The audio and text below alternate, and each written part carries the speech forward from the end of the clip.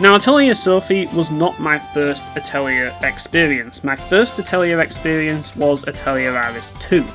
Now, Atelier Iris 2 was a game that I really enjoyed.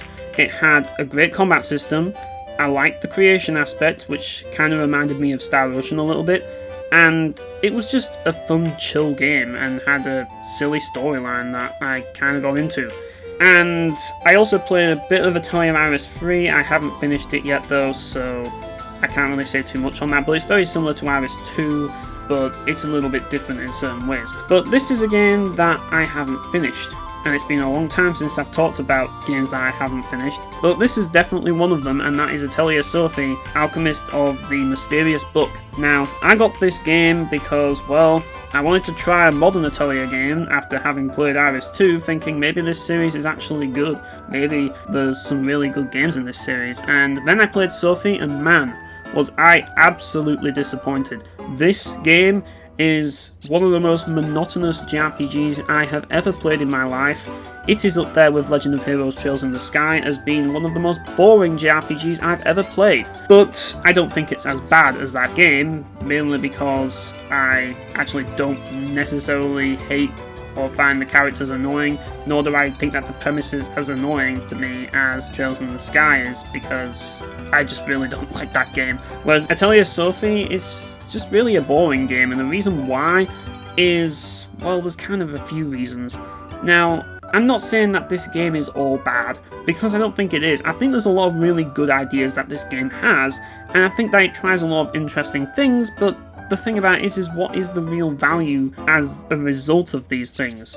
What value do these things bring to the experience, for me? And that's the ultimate question, isn't it? So, really, I want to get into the first problem, and this is a problem that all the Atelier games have, and that is the inventory issue, the items, the so-called rewards of Atelier. Now, every single game in the series has this problem to a certain degree, but I think that Atelier Sophie has this problem to a much greater degree. The fact that money is basically worthless in this game because all you can buy is materials, but you can find materials anywhere. You can just go and gather materials whenever. And it kind of reminds me of Monster Hunter, where you have like all of these materials that you've gathered and you'll never use them. They're just sat in your inventory and you get tons of them.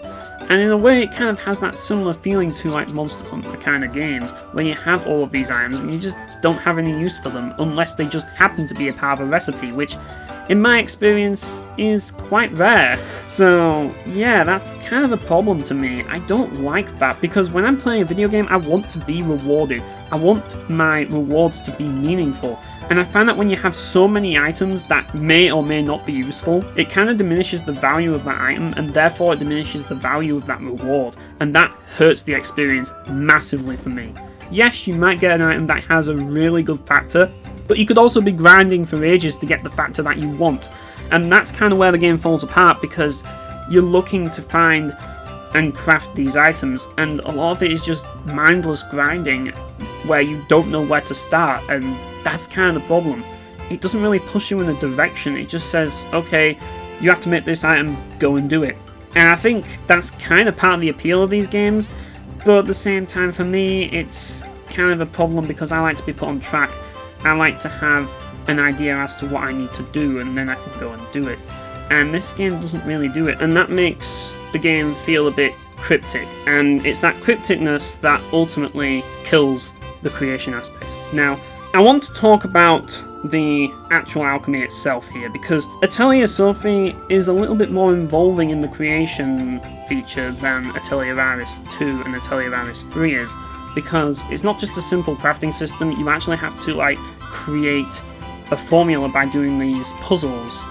And while I do understand why the game does this to try and make the crafting interesting, since it's pretty much the main selling point of the game, I actually think that this could actually hinder the experience as well, if that's not what you're looking for, because, well, the first time around, it's a bit of a novelty at first. Like, you kind of like it because, oh nice, I get to make my own items by putting different things into a cauldron and like matching different colours on a grid, but that novelty dies off pretty quickly. When you want to make specific items, it kind of becomes a tedious ordeal to actually do all of that, and yeah, that's where it kind of wears off on me. I do think it's a really cool idea, but to me, it just doesn't fulfill its purpose, and that's what ultimately killed the creation aspect for me. I just think the crypticness mixed in with that was a huge issue. But that's not the biggest issue I have with the game, because the biggest issue I have with the game is the combat system. Because Atelier Iris 2 and 3 both use combat systems with an ATB style turn order. It's definitely one of the best style systems I've ever experienced in video game history.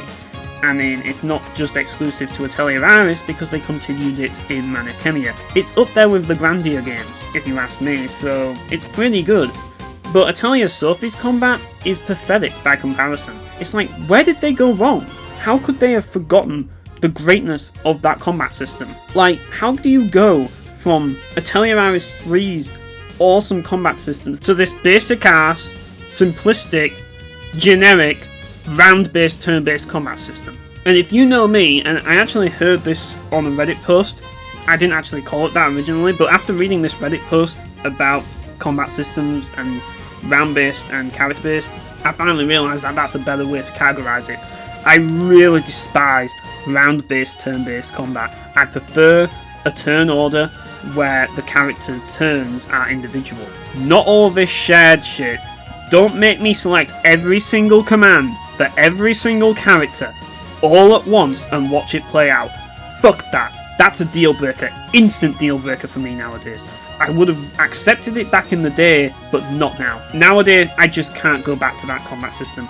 I can go back to it with the games that I enjoyed back in the day, but any new game, forget it. I can't do it anymore. It's just too infuriating for me to deal with, and I just hate it. I despise it with a passion. And to see Atelier go from Iris 2 and 3's combat system to this is a colossal disappointment. It's like, what happened, Gust? Why did you change this amazing combat system to this? Why did you downgrade the combat system so much? Why? You had something really good going on. Why change it to something so bland and generic? I don't get it. Speaking of which, the music in this game really isn't anything amazing either. Like, Gust can do some really impressive soundtracks. Like, they really can. And this game doesn't really do it for me. Meanwhile, Atelier Iris 2 and 3 have some fantastic soundtracks. This one's just kind of mediocre. There is a good thing though, and the good thing is that you can actually replace the in-game music with Atelier Iris 2 and 3 music, and you bet I did that. I made the final boss theme of Atelier Iris 2 the music that plays inside of Sophie's Atelier, and it kind of felt awesome to do that, not gonna lie. But yeah, I want to talk about the story briefly because I really don't like how this game drip feeds you story. I really don't. It's the worst kind for me. I mean, I already don't really care for slice of life plots as it is. It's just not my thing. But just being drip fed slice of life, I just can't get invested.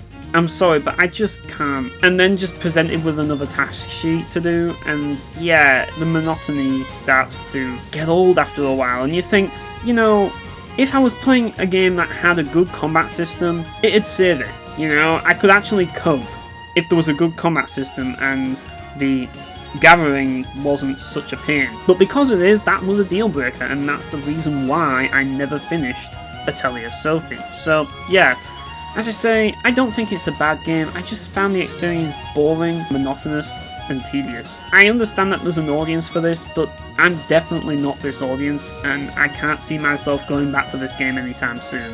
The only reason why I went back to this game was just to get footage for it. No other reason. I really don't care if this is what the series has become, because it's a colossal disappointment to me. And yeah, maybe I'm wrong. Maybe the series has improved since then. Maybe the Riser games are actually good, but quite frankly, I just don't care to find out right now because I've got other games to play, and really, this is just kind of a waste of time for me to finish, so I just dropped it. I'm not really enjoying it, I'm not invested, so I think it's time to call it quits. But anyways, thanks for watching guys, and I'll see you later.